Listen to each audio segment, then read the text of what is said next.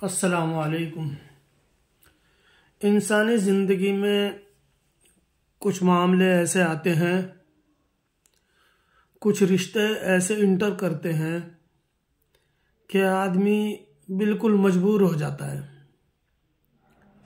और वो बिल्कुल भी तय नहीं कर पाता कि मैं अब क्या करूं।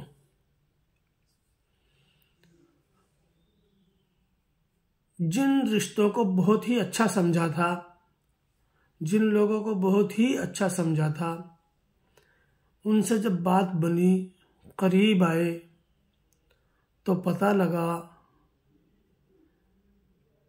कि ये रिश्ते हमारे लिए शायद नहीं बने थे। लेकिन उसके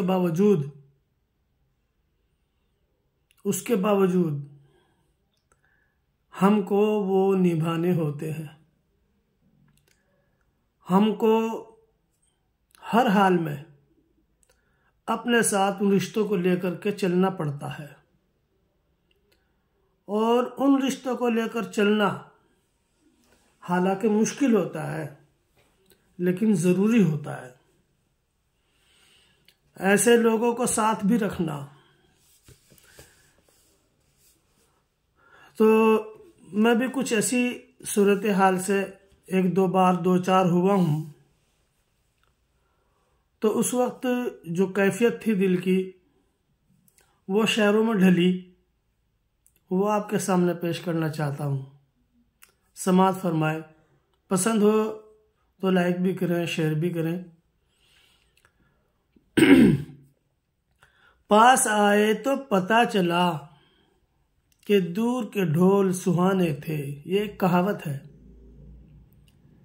दूर के ढोल तो सुहाने होते हैं, पास आए तो कान फोड़ते हैं।